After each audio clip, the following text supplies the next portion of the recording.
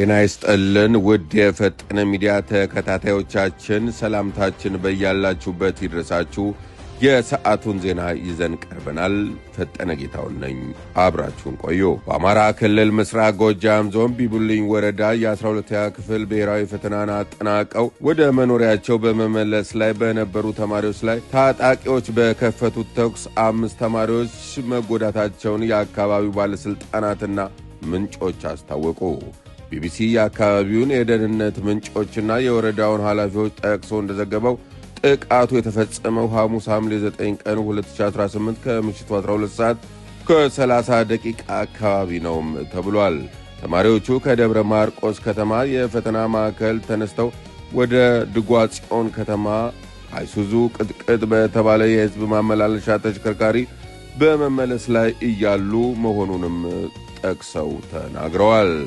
በወቅቱ ተሽከርካሪው 44 ተማሪዎችን አሳፍሮ የነበረ ሲሆን በጥቃቱ ጉዳት ከደረሰባቸው 5 ተማሪዎች መካከል 2ቱ ከፍተኛ ጉዳት፣ ቀሪዎች 3ቱ ደግሞ ቀላል ጉዳት ደርሶባቸዋል። ጉዳቱ የደረሰባቸው ተማሪዎች በአሁኑ ወቅት በቢልሊን ወረዳ 1ኛ ደረጃ ሆስፒታል የሕክምና እርዳታ እየተደረገላቸው እንደሚገኝ የወረዳው የጤናና የጸጥታ አካላት አረጋግጠዋል። ከተማሪዎቹ መነሻ ጀምሮ በ7 አውቶቡሶች ተደራጅተው ሲጓዙ የነበረ ሲሆን ጥቃቱ የደረሰበት ተሽከርካሪ ከተጓዦቹ ተሽከርካሪዎች በስተኋላ የመጨረሻው የነበረ መሆኑን አስታውቀዋል። ተማሪዎቹ ለፈተና ወደ ደብረ ማርቆስ በሄዱበት ወቅት በመንግስት የጸጥታ ኃይሎች እጀባ ተደርጎላቸው የነበረ ቢሆንም ፈተናቸውን በሚመለሱበት ወቅት ግን ይህ የጸጥታ እጀባ እንዳልነበረ የወረዳው ኃላፊዎች ገልጸዋል። ጥቃቱ ከተፈጸመ በኋላ የመንግስት የጸጥታ ኃይሎች ወደ ስፍራው ማምራታቸውንና ታጣቂዎቹ አካባቢውን መሸሻቸው ታውቋል። ታዋቂው የዶንኪቲዩ መስራችና የሚዲያ ባለሙያ ኮሜዲያን እሸቱ መለሰ ተቋሙ በገጠመው ከባድ የፋይናንስ ቀውስ ሳቢያ 31 ሰራተኞችን ለማሰናበት መገደዱን ይፋ ማድረጉ ሰፊ ማህበራዊ መነጋገሪያ ሆኗል።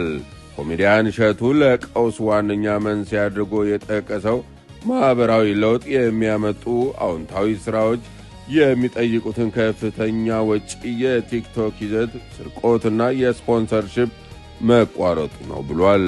የተለያዩ የሚዲያ ዘገባዎችና እሸቱ ራሱ በይፋዊ ገጾቹ ላይ ያጋራቸው መረጃዎች መነሻ በማድረግ ኮሜዲያኑ በሱ ላይ የሚነገረውን ቢሊየነር ነው የሚለውን ወሬ ሙሉ በሙሉ አስተባብሏል። በአሁኑ ወቅት ያለው ንብረት 1 አፓርታማና 1 መኪና ብቻ መሆኑን የገለጸው እሸቱ ተቋሙን ፈረሰበት ቀውስ ለመታደግ ከተመልካቾቹ ድጋፍና ገንዘብ እየጠየቀ ይገኛል።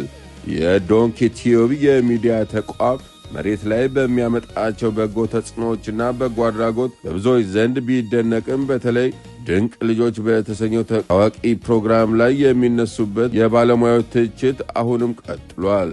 የሕፃናት መብትና የሥነ ልቦና ባለሙያዎች ሕፃናትን ለእይታና ለንግድ ማስታወቂያ ማቅረብ ለከፍተኛ ስነ ልቦናዊ ጫና ይዳርጋል የሚሉ ስላ ትችት በመገናኛ ብዙሃን ላይ ሲሰነዘሩ ቆይተዋል። በተጨማሪም የሚዲያ ተቋም ከመደበኛ የመዝናኛ ይዘት ወጥቶ ወደ ሃይማኖታዊ በተለይም ወደ ኦርቶዶክስ ገዳማት ጉዳይ ትችት ገጥሞታል።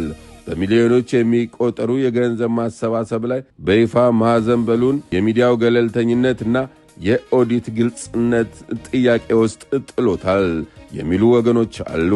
የሚዲያ ታዛቢዎች እንደሚያመለክቱት አሁን ባለው ሁኔታ ዶንኪቲዩ ህልውናውን አስከብሮ ለመቀጠል ከገንዘብ ማሰባሰብ ጎን ለጎን በእነዚህ የይዘት አቀራረብና በአገልግሎት ገለልተኝነት ስጋቶች ዙሪያ ከህዝብና ከባለሙያዎች የሚነሱትን ትችቶች በአግባቡ መመለስና ግልጽኝነትን መፍጠር ይኖርበታልም ነው የተባለው። ውድ የፈጠነ ሚዲያ ተከታታዮቻችን ለሰዓቱ ያዝናቸው ዜናዎች እስካሁኖቹ ነበሩ። አብራችሁን ስለቆያችሁ እጅግ እናመሰግናለን። ሰብስክራይብ በማድረግ ቤተሰብ ይሁኑ። ጤና ይስጥልኝ።